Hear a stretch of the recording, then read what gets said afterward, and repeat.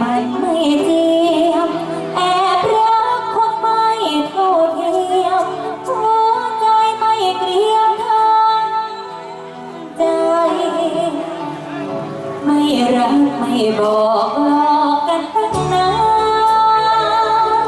ปล่อยฉันให้ฝันเสียจนมากมายที่แท้เขามอง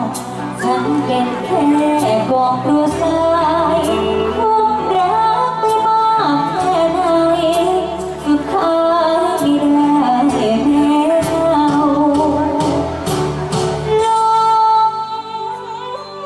ตัวบินได้ที่แท้ก็แค่ลูกไก่หางบินไปเทียมยอดเขาส่งฟ้าเจ็บนักอกหักก็สมแล้วเราตักน้ำชะโงกดูเงาถูกแล้วที่เขาเย็นชา เจ็บนี้ขอจำไม่ทำซ้ำซ้อนคนมองน้ำตาต้องมองกลับมาสงสารหัวใจที่ไปถูกตีราคาเท่านี้ก็เจ็บนักหนาเราไม่กล้าอีกแล้ว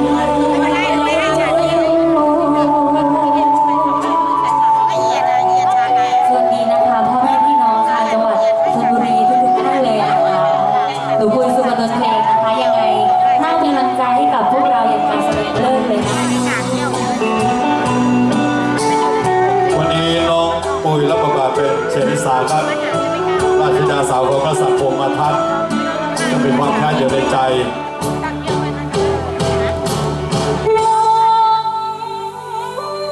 ตัวบินได้ที่แท้ก็แค่ลูกไก่หางบินไปเทียมยอดเขาตกมาเจ็บนักอกหักก็สมแล้วเราตักน้ำชะโงกดูเงาถูกแล้วที่เขาเย็นชา เจ็บนี้ขอจำไม่ทำซ้ำซ้อน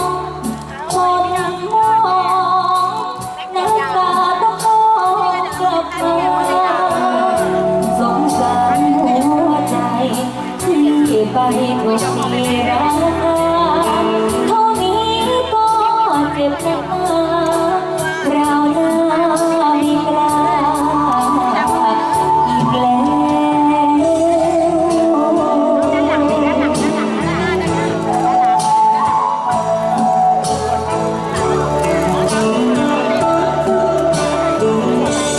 ขอบคุณค่ะ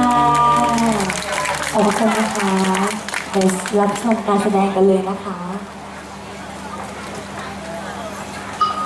น้องปุยนะครับนี่รับบทบาทเป็นเชนิสาร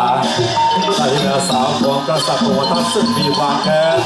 ต่อเสือพญาที่เป็นผู้ฆ่าพ่อและโอทีพยายามบอกน้องถูกความพิมือให้น้องเกิดกล้าเทนิสาที่เดินกษัตริย์พ่อพรหมทัตลัดไม่แค่ในใจเราพร้อมไปปราบเจอมันจะสับให้สาอยากรู้ความจริงทุกสิ่งอันคนที่ฆ่า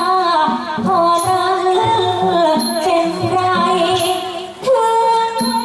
จะเป็นทิ้งก็ยิ่งใหญ่ฉันจะตามไปเข็นฆ่าด้วยความแค้นแสนจะคงถูกสอนคงหักขา ในสมองขององค์หญิงนั้นที่เด็กที่ซิ่งเลยคอยบอกตลอดเวลาว่าความแค้นที่เกิดขึ้นเสด็จพ่อสิ้นเพราะอะไร เสือพญาที่ทำให้พ่อนั้นได้สิ้นพระชนม์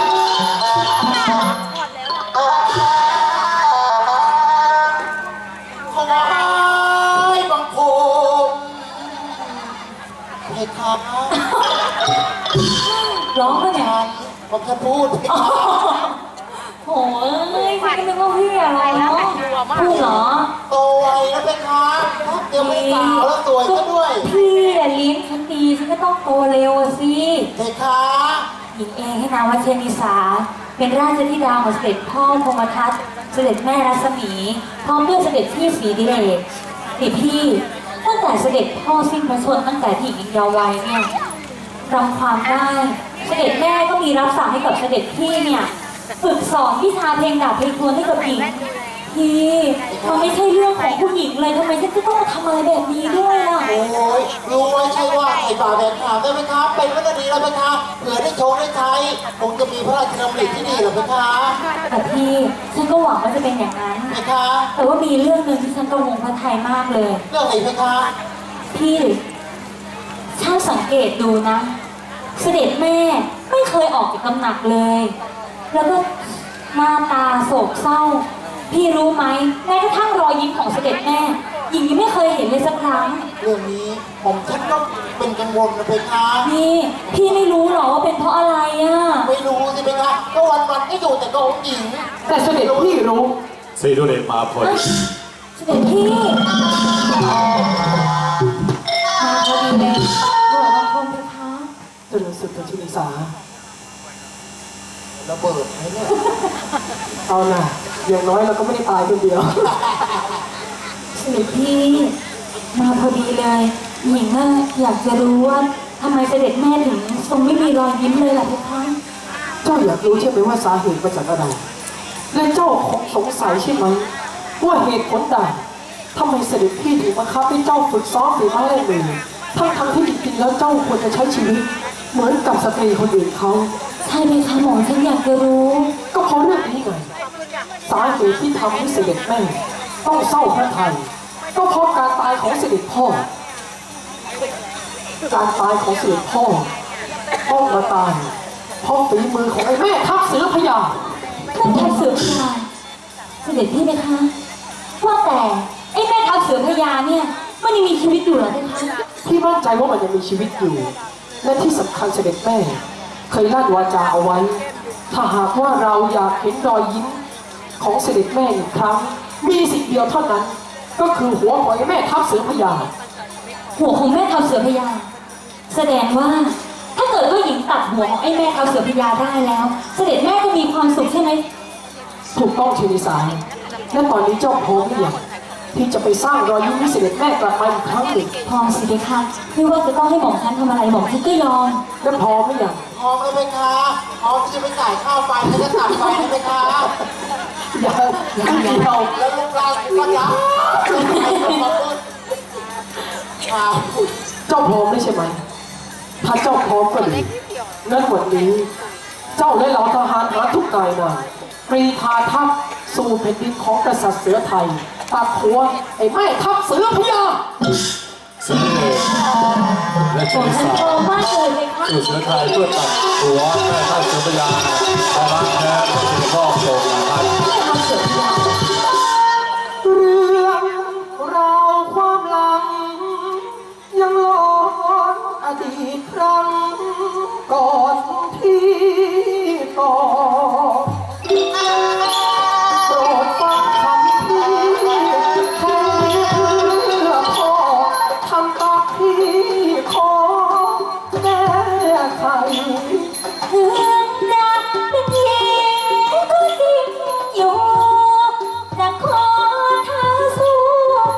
สักสานแผ่นดินก็ลุ่มจากความรักนี่คือหนทางสุดท้าย ต้องทำเพื่อแดนแผ่นดินยกทัพเหยียบทิ้งเสือไทยไม่ได้ ทุกอย่างก็เป็นการรักแท้แต่ก็จะเดินทางสู่เสือไทยเพื่อจะตัด